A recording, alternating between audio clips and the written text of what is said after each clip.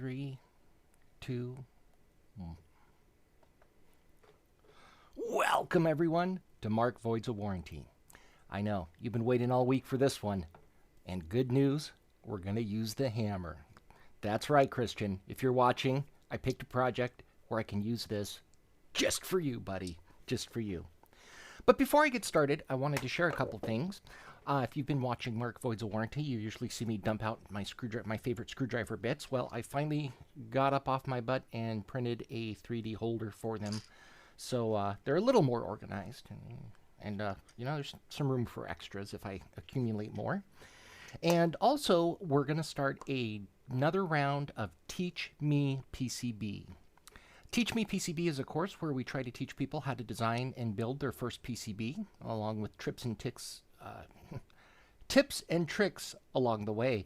Things that you may know, you may not know, but help you make that jump into PCB fabrication and assembly so you can take your designs, make them a little more professional. You don't have to use a solderless breadboard anymore, or perf board or wire wrapping or whatever it is you're doing. You can actually go out there and build something that looks like this. You'll have that skill set. So if you're interested at all, visit teachmepcb.com.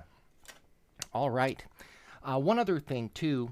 I'm still trying to get to 500 viewers so we can take this giant thing apart. That is a production lens from television studio somewhere. I don't know. I found it at a scrapyard. But it's got servo motors, all sorts of neat stuff inside. I'm dying to see what's inside, figure out how to get into it. But for that, I need your help. I need you to ask your friends, your family, your friend's family, and your family's friends, your neighbor's friends, your neighbor's kid's dog, whoever has a YouTube account, to subscribe. If you find this valuable or at least a little interesting, let's get that subscriber account up so I can take that apart. And then if you want to unsubscribe, no worries. I'll understand. All right, let's see what's in the bag today. We've got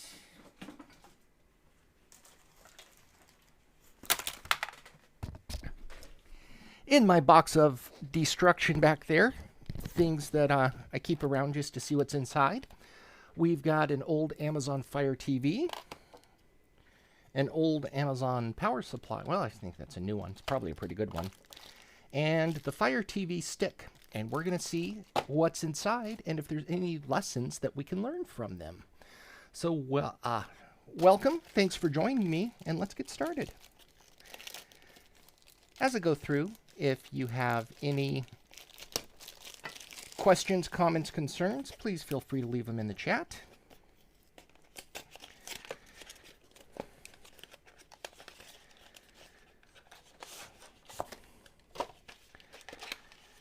I see the viewer count is a little lower than normal right now. I suspect we forgot to promote this on social media channels. Gonna file that under whoopsie daisy. Oh, another Amazon power supply. Okay. Well, no need to take apart two. We'll just stick with one. So we've got the Fire TV remote, the Fire Stick TV, all in cellophane packaging. Let's get onto camera 3 there so you can see what I'm looking at. So we've got a HDMI extender, a little USB power thing, a Fire Stick TV, and an Amazon remote control. They also gave us a micro USB cable. I don't know that we necessarily need to see what's inside that. And then we've also got this guy. Since this one, I believe, is a little older, we'll start with that, and then we'll see if there are any design changes. It's pretty common for companies to glue these things shut. There are sometimes snap connections, but glue makes things a little less user-friendly for the curious. Nope, just snap connects. Nothing fancy there. Came right apart, and it looks like it's held in place with two... What are those? Those are definitely hints that they don't want people in here. Little T-spline drives. No!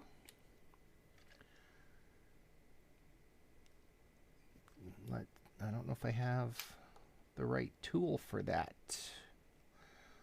We'll keep trying them. Oh, I do. My goodness. The kit wins again.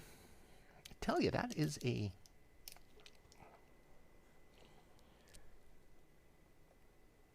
handy little screwdriver kit right there.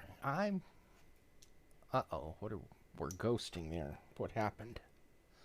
There we go, maybe. All right.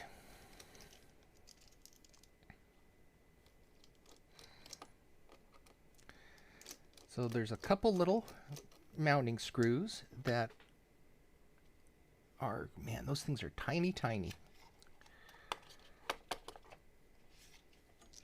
M1 or 2s, maybe even a 1.2 or a 1.4 or something. I don't know, but they're small and very little thread engagement, so that was designed very carefully. There's a big metal plate that acts as an electromagnetic shield, and looks like there's 2 black screws that are much longer, thermoplastic screws, and that is probably what was holding this thing together. Well, there we, oh, nope, I just removed the RF shield. Okay, well, that's okay. We can talk about that in a minute. But I still want to get this thing out. What's going on? What, if anything, am I missing as to how this thing comes apart?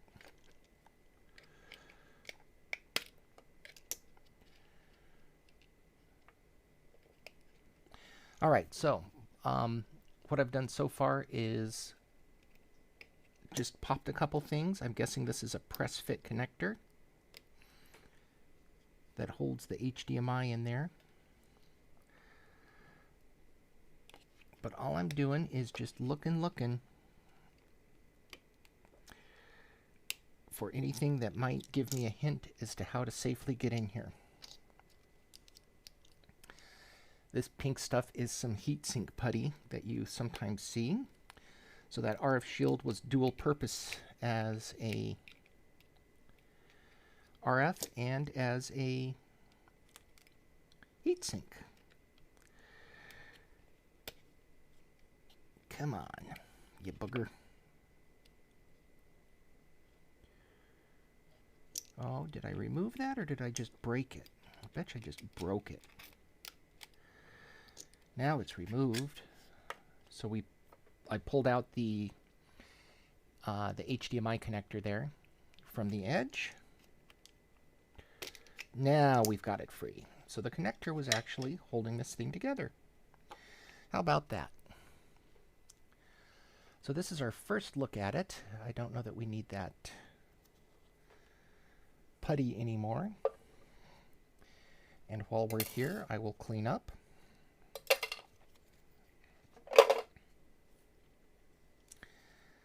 On the bottom side, we've also got another EMC shield. These are just sheets of stamped steel, nothing fancy about them. But if you ever do need something fancy, there's also this stuff called mu metal that can really cut down on the electromagnetic interference of stuff. All right, come on. This thing doesn't want to give up. Really glued in there. There we go.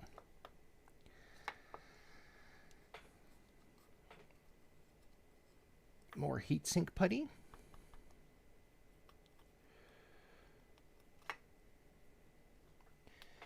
And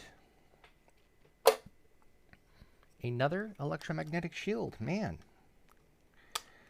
they were either really worried or they had a bunch of problems.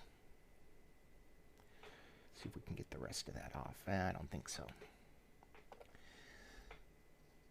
And another one.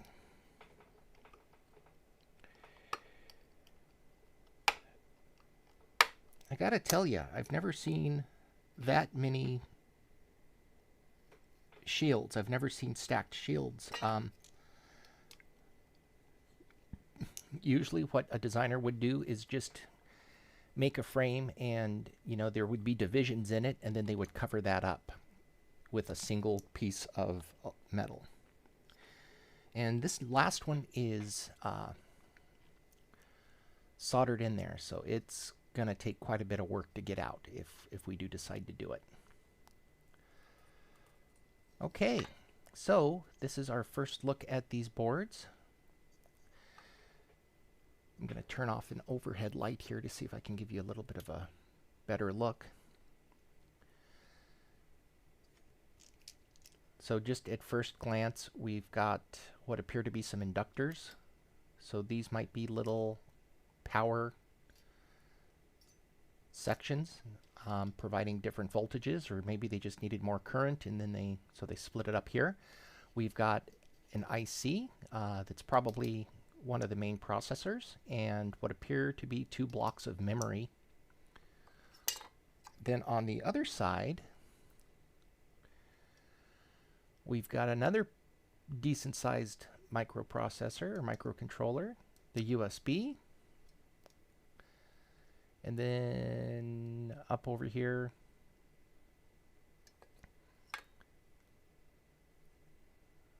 where did I pull this thing from? So we've got USB, and then this is where the HDMI came out. A couple NPI components. That's an interesting antenna design. Usually you'll just see a F-type. I'm not familiar with this little off at an angle doohickey. And then I'm guessing what's hiding under here is the RF module. That's the one that they really decided to tie down. Interesting that they had so much trouble with EMC compatibility on this thing. Another antenna down here. Just a copper void, so hiding under those stickers is whatever shape the antenna is. So they just did some diversity.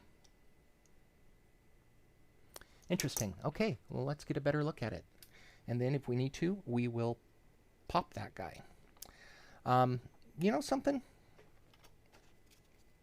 Let's just pop that guy. Let's not mess around, huh?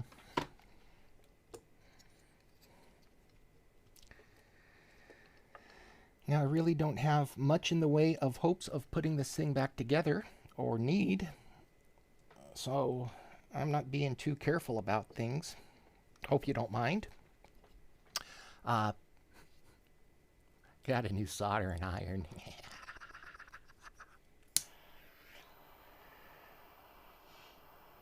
So all I'm going to do is just apply a bunch of heat to this. Wait until the solder liquefies.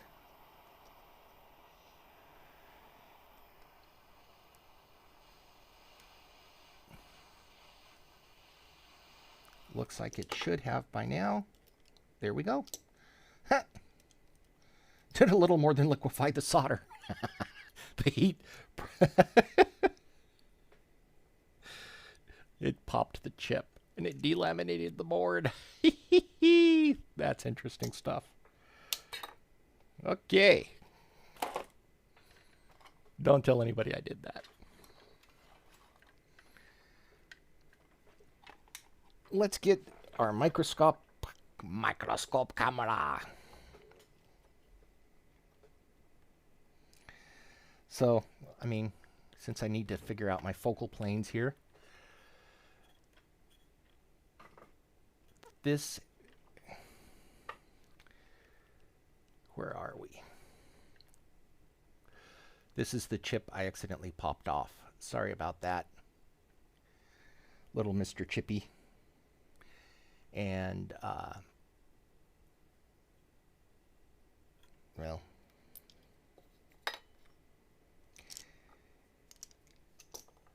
and here we are looking at the, oh, can we tighten that up a little?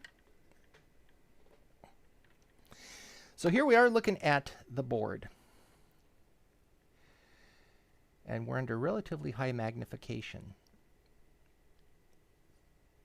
So all I'm going to do at first is just kind of look around and see what there is to see. Well, one of the first things that you notice is the designers used a variety of package sizes for their capacitors and resistors and whatnot. And the reason that you do that is these things have different values and different properties. You know, this big capacitor here probably has extra capacitance. It's acting like a little reservoir to hold charge nearby. And this is an inductor, which means this is probably some sort of a switch controller circuit. So this is a little mini switching power supply.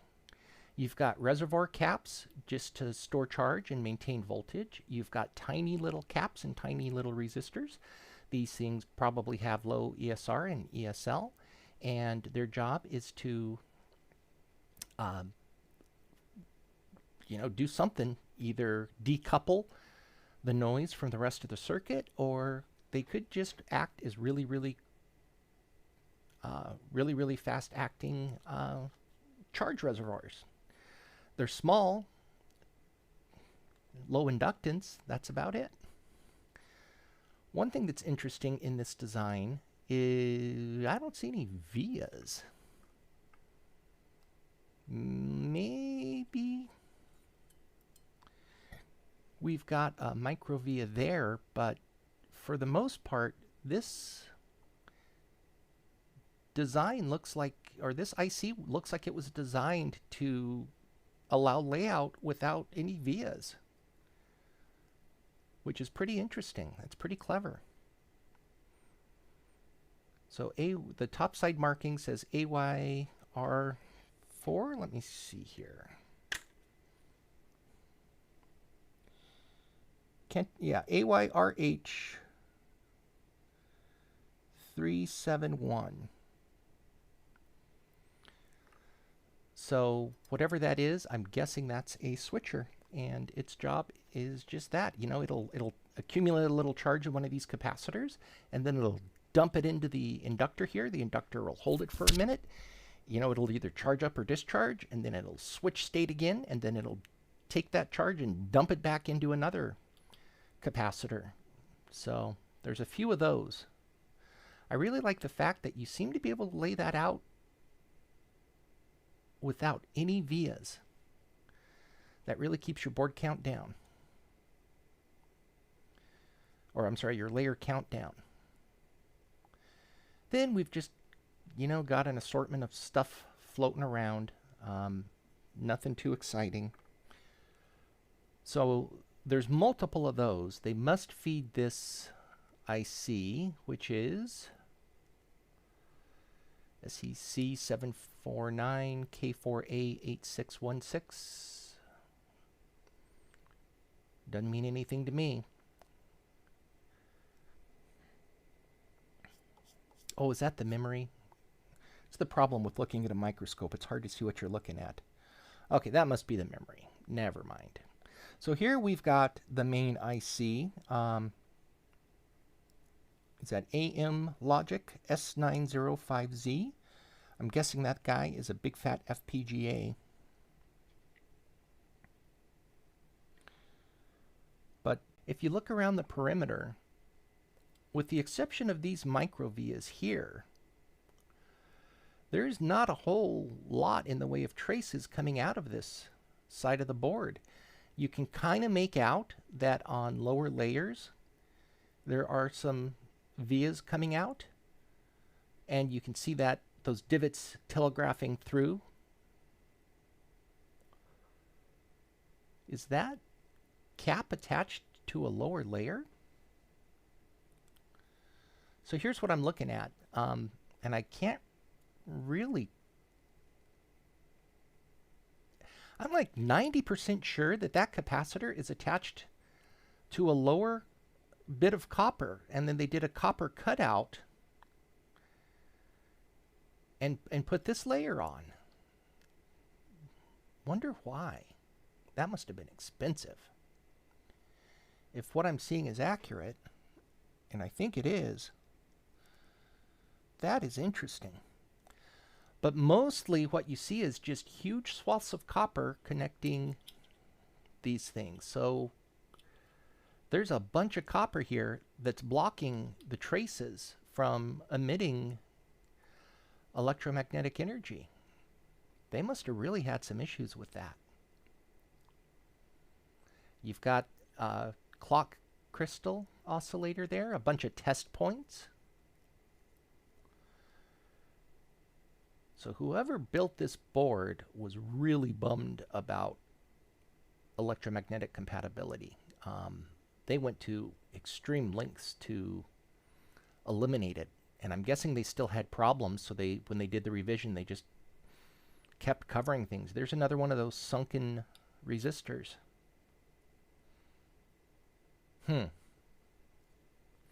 That is fascinating. Now I kind of want to delayer this board and see what's inside.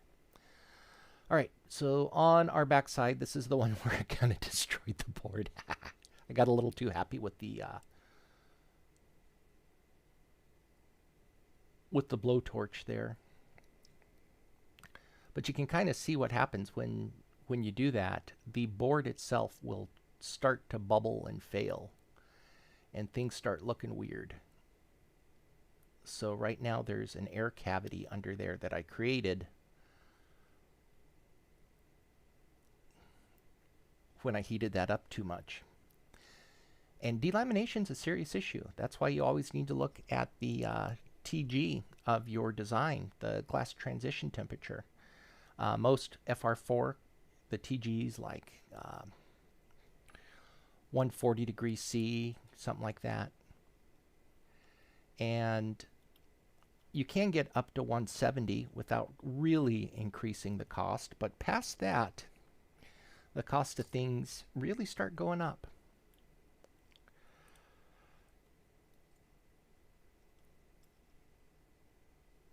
And this is just some of that heat sink putty. But there's not really much to see. They've hidden everything on layers below. So this must be a many layer copper board.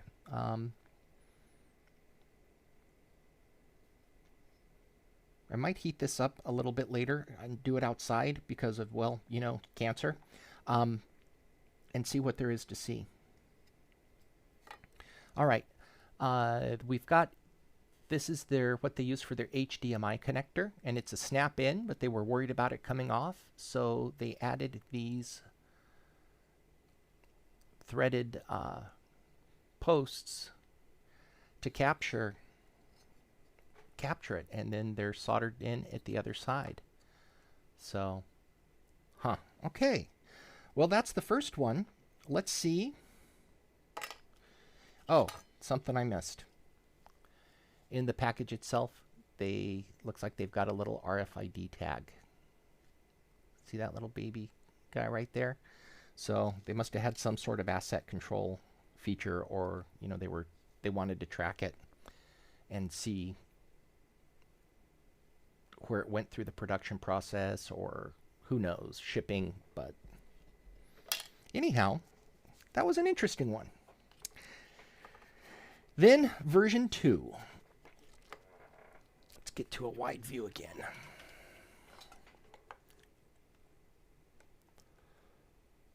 So version 2 is this guy. And if we zoom in, you can see that we've got a little micro USB power, we've got HDMI, and the case appears to be snapped in from the sides. So I'm just gonna get a screwdriver in there, get a little purchase, and then work my way around.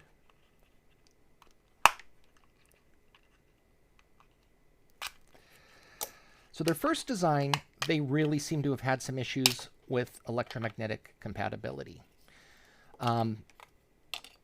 They used this for their HDMI connection, right? Which is fine, but I'm sure that little connector has a certain amount of cost associated with it. In round 2, we're going to see what there is to see. It looks like we still have multiple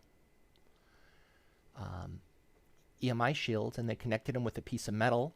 Presumably that is, well, not presumably, that's got to just be for thermal issues. A couple pieces of foam to keep this thing centered in the case. We've got a more traditional antenna. Looks like we just have the single antenna. Oh no, it's not traditional. I misread that. That's interesting.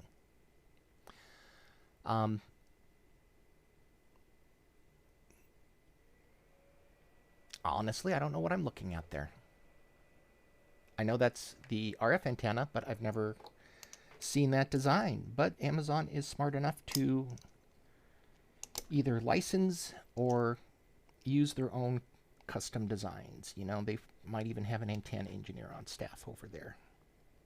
Or 2, or 3, or 5. They have the money for it.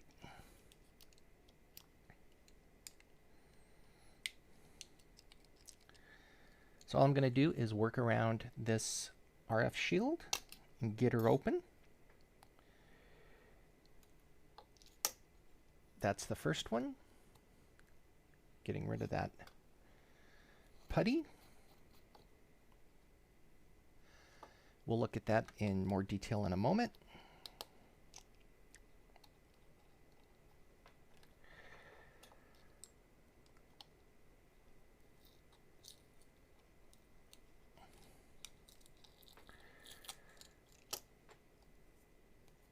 That's the little piece of bridge metal.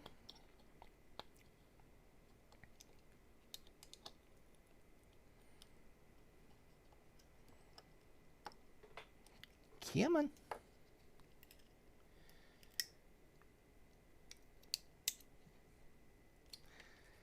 You know I'm going to win eventually.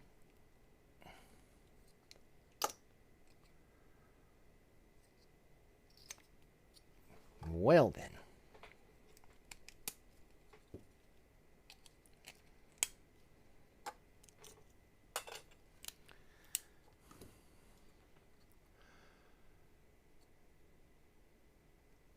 Interesting, interesting. And lastly, this guy.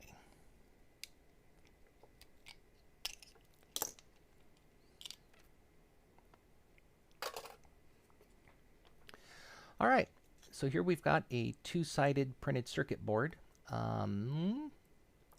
with that interesting antenna, HDMI. So I'm guessing that, unless there's another one on the other side, I'm guessing that's the FPGA that goes with it. That's the memory. And I'm guessing that's the memory. It's not quite so obvious on this one. And we've got more ICs. We'll look at these under the microscope, see if we can figure out what they are, or take some educated guesses. Bunch of test points. We've got power coming in. Another big IC that's doing something. So some of these have to, you know, do the HDMI protocol, which is pretty fast. Some of it's got to store some memory, you know, buffer. And then something's got to do the operating system that these things run. So if I had to guess, I would guess operating system, FPGA, you know, this is doing the HDMI driver. I'm guessing that's memory connected to it. And that might be something simple like a bootloader or power management IC. Not really sure. But we're going to go to the camera and we're going to see what there is to see. So come on, little microscope.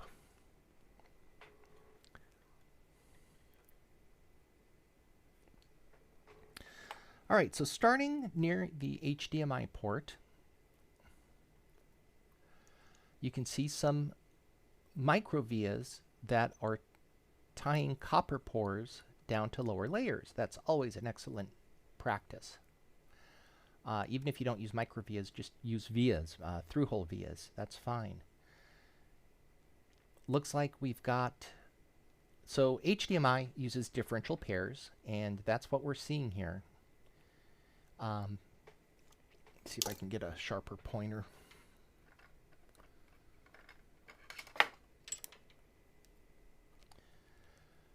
That's what we're seeing here. Anything that's sharper? There we go. It's a differential pair, one of the switching pair. That usually you've got some sort of like a 50 ohm, 20 ohm resistor, but the blue, I'm guessing those are inductors of some sort. You've got a capacitor, tying those together, and then spots for more. And it's pretty tight trace in space. I'd have to get out something to measure it, but you know, maybe sub 3 mil. I'm not entirely sure. But you've got these little bits of copper here, and if you're not careful, they can act as antennas. So that's why you've got these vias tying them to lower planes.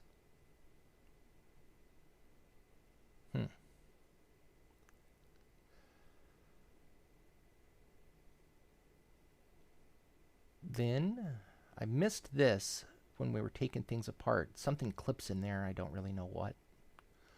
My bad. You've got a via fence made of microvias around this edge.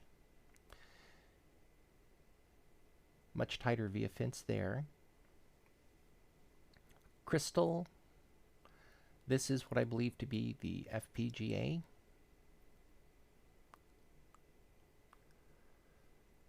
Couple really tiny test points. But man, you can't really see what those things are connected to. I wonder if they did some via in pads underneath those. Here we've got a series of caps connected to... Is there a power trace under there? Gosh, I can't even see.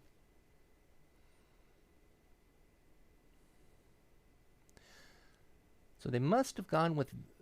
They must have at some point had to do some via filling for something.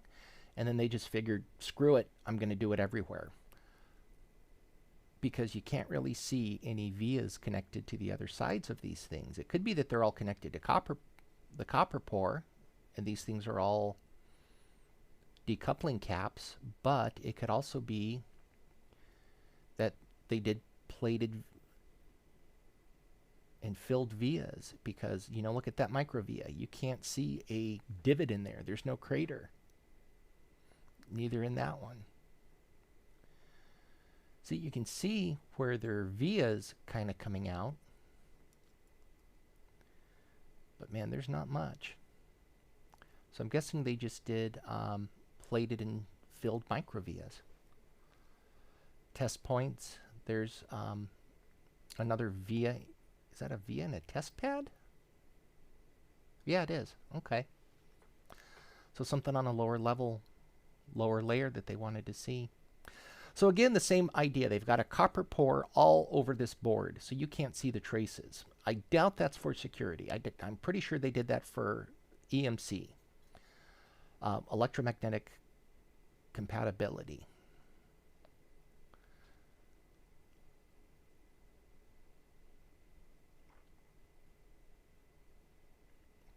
And you can just, it's really hard to make out these traces. But see, there's one there.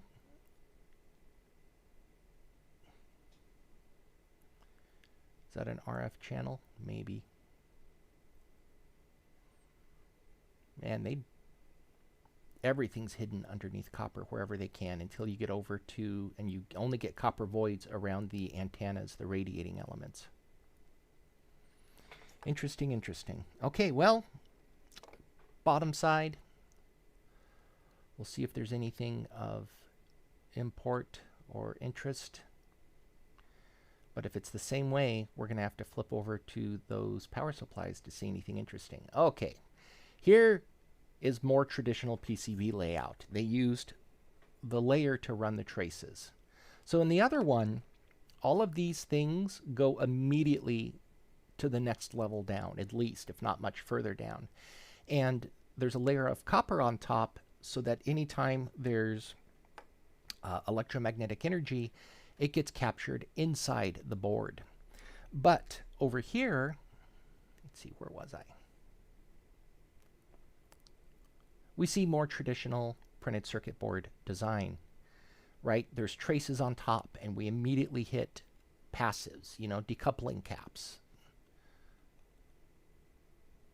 resistors, that sort of thing. So this is much more traditional design. One of the things I'm surprised they allowed with all of their paranoia was slivers like this. You know, that is antenna sized. Usually you'd want to tie that down to a lower layer to the ground plane with some some vias. But they didn't do that there. Could have just been they missed it. Okay, this is interesting. I don't know if you can make that out, because I can barely make it out. But see how it seems like there's a bunch of tiny circles there? I'm guessing that is a via fence that they created right in between two traces. That is interesting.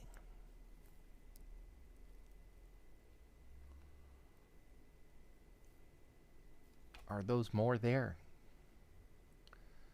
Gosh, they sure look like they are. So what I'm guessing here is a bunch of really, really tiny holes, all put one right next to each other, and then filled and plated. And it looks like there's more there.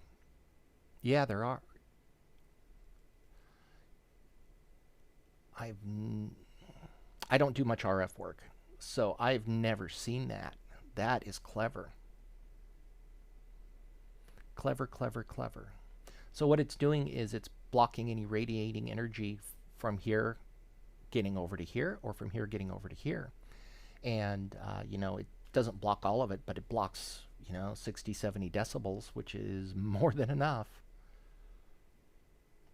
Are we seeing, yeah, more via fences here? I'll have to do some graphics on that so you know what I'm talking about. That is neat. It's also expensive. One of the reasons you don't see it. Not a cheap board to make by any means, but it's a cheap board to buy. All right, backing off again. Now we are on the remote. So I'll start by taking off the back. Got a couple spring-loaded battery clips there, which is nice. Nicer than just having exposed springs.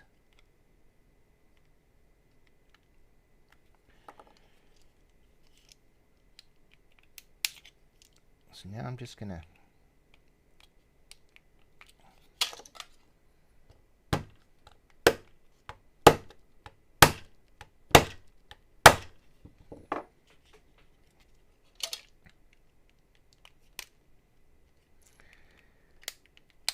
get in here and pry this open.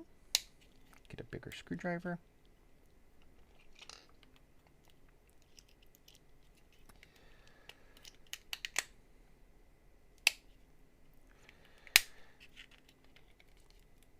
Come on. Well, before I go completely hog wild and destroy this,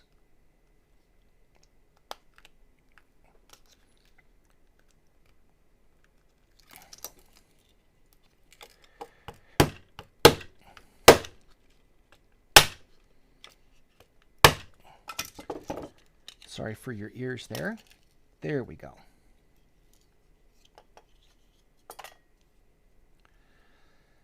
All right. So not a simple remote control by any means. Amazon doesn't do cheap. Yet another antenna design I've never seen before. So I'm looking right down here, and I'm more accustomed to the typical F style. But here you can see the RF section, tight via fencing, a really big microcontroller for a remote control. Oh, you know what it is? I forgot. These things are audio transmitters as well. These guys transmit audio from a microphone, a MEMS microphone, into, turn it into an RF signal and transmit that off to the Fire TV Cube for processing in the cloud. Forgot about that.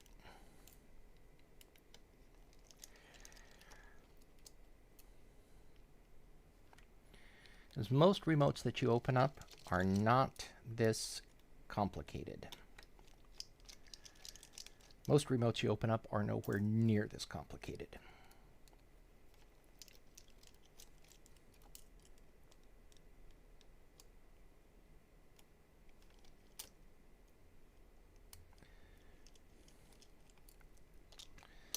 There's also what I would consider a excessive number of mounting screws.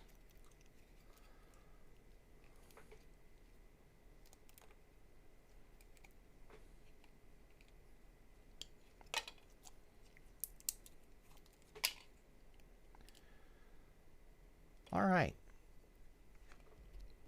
So we've got these tiny little switches, which are just hunks of metal that are slightly bowed out, and you push them down, and underneath they're going to create a contact with a couple of exposed pieces of metal on the PCB. Come on. Remotes are famous for having cheap switches in them, but they're long lasting, they don't fail. So we've got these little circles, right? Just pieces of spring steel that are kind of cupped or bowed. The outside is always in contact, and when you press them down, the middle makes contact there, and you get an electrical connection, and you've got your switch. Can't get much simpler than that, or simpler and reliable.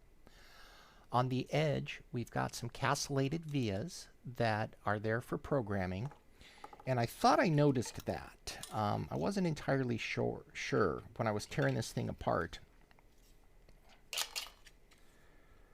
There are, oh, which one was it? That's the case. That's the, here it is. You can kind of make out these spots there. I wasn't quite sure what that was. I thought that might have just been, well, because when it was closed, you can't tell that they're through. So I thought that might have just been something, some indentations. But that actually corresponds with these castellated vias that you can use, Amazon can use for programming. So it must grab it from both sides, program it, and, do whatever it is it's going to do. This is a pretty dense PCB. We can see a lot of vias. This one will be interesting under the microscope. Also, you've got all of the ICs on just one side, which is nice. That keeps the cost down. I mean, it's necessary because if not, you've got to use bigger switches, but it's also cheap. All right. Now, this is what I was looking at in the other one. It was just much more difficult to see because they filled and planarized the vias. These are not filled vias. These are more likely through hole. They could very well just be micro vias. I don't really know. But if you have an RF signal, this keeps that RF signal energy from radiating out to the side and into the board. It blocks it. It essentially acts like a fence. It's an RF fence. So everywhere that they've got an RF trace run for their antenna and whatnot, they've got that. Here we've got a crystal, a little test point on it. That's a pretty big radiating Surface, but I guess they didn't care. Comes in, enters this particular IC that does whatever it is that does. This is more of a traditional board layout. You know, you get vias and then they go out and then they run to other layers when you need them to, but they don't go immediately down into the board. This is what most designers are accustomed to, or at least the types of designs I do. So you've got traces that run all along from one thing to another. So here we've got some data bus that goes over and... Oh, we've got a kitty coming. Interesting.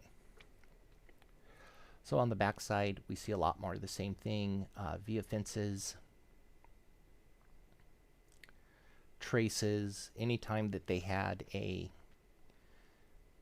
bit of exposed copper pore here, you see they've tagged it at both ends. So that's more than likely...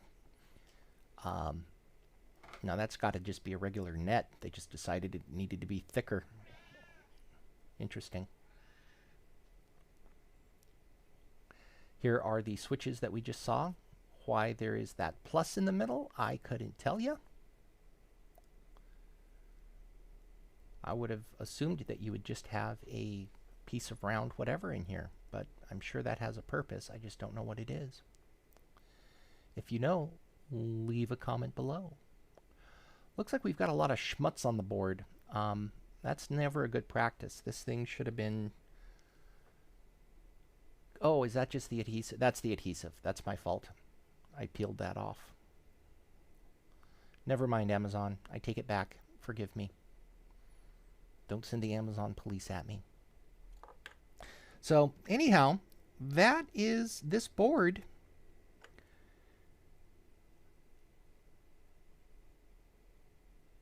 Little more visible than the last one.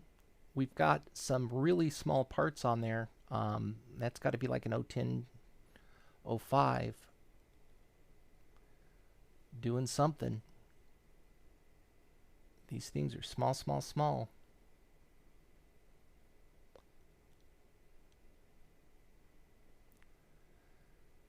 So, but that's about it.